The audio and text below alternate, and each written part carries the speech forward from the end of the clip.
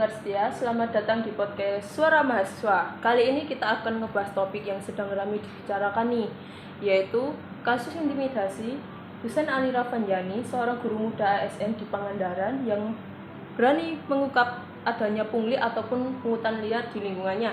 Saya Maria Catalina Devi sebagai host dan saya Dila Karisma Putri sebagai CEO host. Di sini akan ada 3 mahasiswa yang akan berbincang lebih dalam tentang topik ini. Mari kita kenalan dulu. Halo semuanya, perkenalkan namaku Intan. Senang bisa berbagi di sini. Halo, perkenalkan nama saya Dina Softiana, senang bisa berdiskusi bersama pada hari ini. Halo, saya Yosua, senang bisa menyampaikan perspektif saya di sini. Baik, mari kita mulai dari apa sih intimidasi itu menurut kalian nih? Intimidasi itu gimana? Menurutku intimidasi itu adalah sebuah tindakan yang dimana seseorang ini merasa ketakutan karena mendapatkan sebuah ancaman ataupun gertakan, seperti itu. Betul tuh. BTW tentang kasus intimidasi Husain Ali Ravanjani, kalian tahu nggak sih kronologinya itu kayak gimana? Aku tahu. Aku sempat baca di berita sih tentang kasus ini. Tapi sebelum aku jelasin, aku pengen ngasih tahu ke para pendengar yang mungkin belum tahu siapa tuh Husain Ali Ravanjani. Husain Ali Ravanjani adalah guru ASN di Pangandaran yang baru-baru ini mengungkapkan adanya pungli di lingkungannya. Sayangnya, setelah laporan ini, dia malah mengalami intimidasi. Kasus Husain ini adalah contoh nyata dari masalah yang sering kita dengar, yaitu adanya pungutan liar dalam institusi pemerintahan, termasuk di bidang pendidikan. Pungli itu adalah praktik yang sangat merugikan, tidak hanya bagi individu, tapi juga merusak sistem dan merugikan masyarakat luas. Sayangnya, laporan ini malah membuatnya mengalami intimidasi yang juga melanggar haknya untuk mengemukakan pendapatnya pribadi. Jadi ini bukan hanya soal pungli gitu ya, tapi juga tentang perlindungan terhadap pelapor gitu ya? Betul, Husain seharusnya dilindungi sebagai pelapor, bukan malah diintimidasi. Jika tidak, akan sulit bagi orang lain untuk berani mengungkapkan praktik yang sama seperti ini. Oke, selanjutnya mungkin aku mau tanya ke Dina kali ya. Bagaimana menurut kamu dari sisi sosial nih, dan juga bagaimana fenomena pungli seperti ini bisa terjadi di lingkungan pendidikan? Mungkin kalau dari sisi sosial nih, pungli ini kan bisa terjadi karena adanya budaya koruptif nih di lingkungan masyarakat ataupun di instansi itu sendiri. Sehingga banyak orang yang menganggap bahwa tindakan pungli ini merupakan suatu tindakan yang sudah dinilai hal yang biasa lah dan bukan rahasia umum lagi. Contohnya di negara kita sendiri nih, seperti kasus Husain Ali itu, yang berani melapor karena adanya tindakan pungli. Tapi laporannya itu bukannya dianggap benar, malah dianggap menyalahi sistem. Padahal yang kita ketahui sendiri nih, Husain Ali itu kan sedang berusaha untuk memperbaiki sistem itu sendiri kan. Jadi bisa dibilang kayak ada budaya takut atau enggan untuk melawan pungli gitu ya, Din? Nah, betul banget. Sehingga masyarakat itu akan lebih takut lah untuk mengungkapkannya karena masyarakat itu tahu kalau mereka melapor bukannya mereka mendapatkan perlindungan, tetapi mereka yang akan mendapatkan dampaknya sendiri.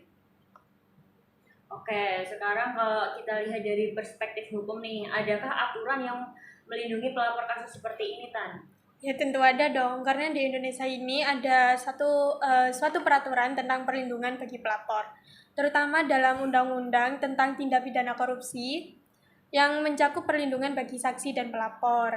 Nah, orang seperti Husain ini kan sebagai pelapor ya, yang dimana dia itu mengungkapkan adanya kasus pungli, yang dimana dia itu seharusnya dilindungi hukum dan juga dapat mendapatkan dukungan baik dari lembaga pemerintah maupun dari masyarakat. Nah iya, tapi kenapa dalam kasus ini Husain ini malah diintimidasi? Apa yang menyebabkan perlindungan hukum ini tidak berjalan nih?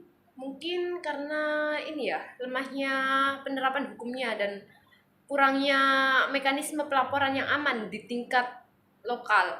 Terkadang lembaga yang semestinya mereka itu bisa melindungi, namun justru mereka itu sering tidak responsif atau malah lebih ke berpotensi untuk melakukan konflik kepentingan. Oh ya Nios, aku mau nanya nih sama kamu, apa ada cara agar sistem pelaporan ini bisa lebih aman dan efektif? Ada cara atau enggak ya? Kalau menurutku pribadi sih ada ya. Seperti sistem pelaporan itu harus diperbaiki agar pelapor bisa tetap anonim dan dijamin keamanannya. Di beberapa negara itu misalnya ada layanan khusus pelaporan pungli atau korupsi dengan jalur aman yang dikelola oleh lembaga independen. Sehingga pelapor tidak perlu takut lagi akan intimidasi atau ancaman dari pihak-pihak yang terlibat. Seperti itu. Oke, menurut kalian nih aku mau tanya ya, apakah penting ada lembaga independen untuk menangani kasus seperti ini? Menurutku sih sangat penting ya, karena dengan adanya lembaga independen seperti ini, laporan akan lebih netral dan pelapor akan mendapatkan jaminan keamanan yang lebih baik. Kalau kita punya sistem yang transparan juga, orang-orang seperti Husen ini tidak perlu takut untuk melaporkan kasus pungli atau kasus korupsi-korupsi yang lainnya. Oke, setelah kita membahas dari sisi hukum, mungkin kita akan membahas dari sisi psikologis.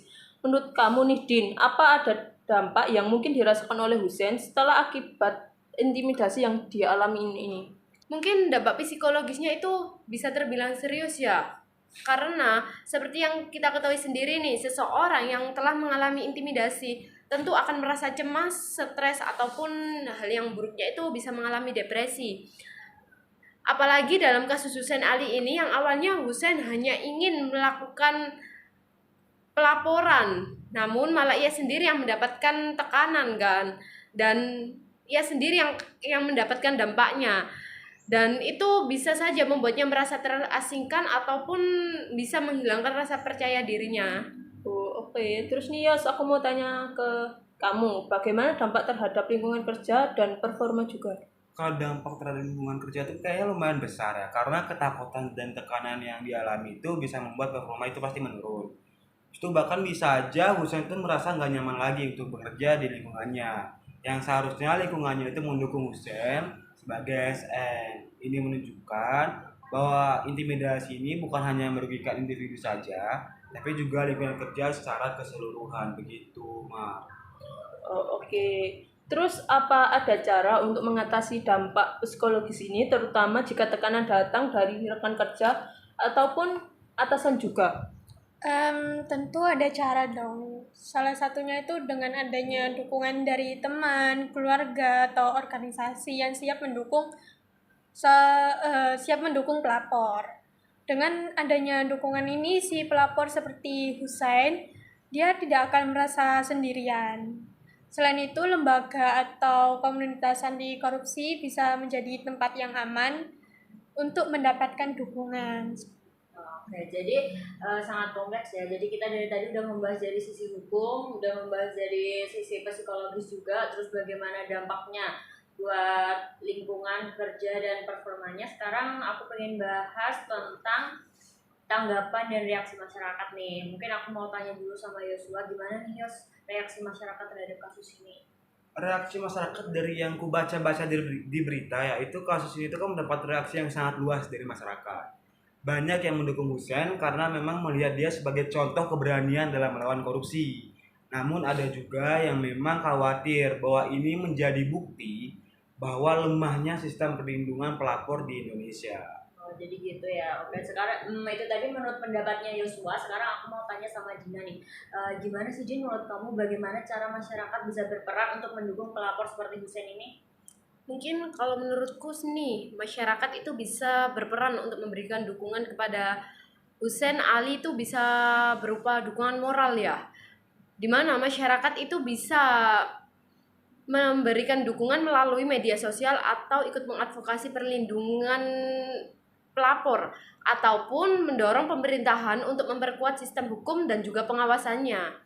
Karena semakin banyak masyarakat tahu tentang kasus ini, maka kasus ini tuh tentu akan menjadi perhatian publik kan. Seperti yang kita ketahui sendiri, apabila suatu kasus sudah menjadi perhatian publik, maka kasus itu tentu akan segera teratasi kan. Dan semoga saja kasus ini bisa segera teratasi. Oke, dan mungkin aku tanya ke kalian yang terakhir ya, tentang harapan. Apa sih harapan kalian untuk perbaikan sistem ini ke depannya, dan mungkin dimulai dari Intan dulu kali ya. Oke, untuk saat ini aku sih cuma berharap adanya dukungan yang lebih kuat untuk pelapor. Selain itu, aku juga berharap ada perlindungan psikologis juga, karena perlindungan psikologis ini juga sangat penting karena biar si pelapor ini tidak merasa tertekan ataupun takut untuk melapor dan juga tidak merasa stres gitu. Nah, kalau aku mungkin dari sisi hukum itu harapanku itu ada peningkatan perlindungan hukum bagi pelapor dan hukuman tegas untuk pelaku intimidasi. Pelapor seperti Husein itu harusnya dianggap sebagai pahlawan yang membantu menjaga integritas negara kita. Kalau aku sih berharap aja agar masyarakat sekitar kita itu bisa lebih peka lah terhadap lingkungannya dan berani untuk melapor jika adanya tindakan pungli ataupun korupsi di lingkungannya. Oke, terima kasih kepada semua yang telah berdiskusi kali ini. Kita telah membahas kasus Husein Ali Ravanjani yang berani melapor pungutan liar, namun malah mengalami intimidasi. Apa sih, Dil, menurut kamu kesimpulan yang bisa kita ambil dari diskusi kali ini? Menurut aku sebenarnya kesimpulan utama itu bahwa perlindungan bagi pelapor itu sangatlah penting. Tanpa adanya jaminan keamanan, orang-orang akan ragu untuk melaporkan praktik korupsi seperti ini. Betul sekali, Gila. Dan kita juga bisa melihat bahwa ada kebutuhan yang mendesak untuk memperbaiki sistem hukum yang ada di Indonesia dan dapat menyediakan mekanisme pelaporan yang aman. Husein ini seharusnya dilindungi, bukan diintimidasi.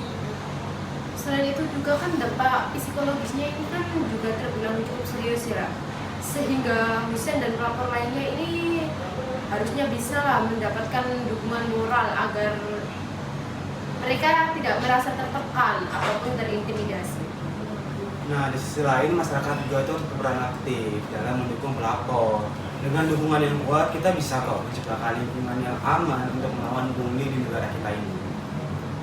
Oke, jadi untuk yang terakhir mungkin kita dapat tarik kesimpulan dari sesi bincang-bincang kita kali ini. Harapan kita semua untuk negara kita ke depannya adalah dapat ditingkatkannya sistem yang lebih baik dan melindungi kehidupan pribadi pelapor dalam sebuah kasus yang terjadi serta meningkatkan kesadaran masyarakat tentang pentingnya melawan korupsi dan melek akan isu-isu terkait melencengnya penegakan hukum di Indonesia. Mari kita semua berjuang serta berkomitmen untuk mendukung perubahan ini agar Indonesia menjadi negara yang aman dan seluruh rakyatnya.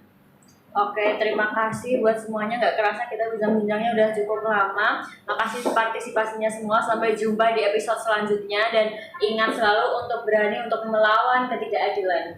Oke, sampai Bye. jumpa.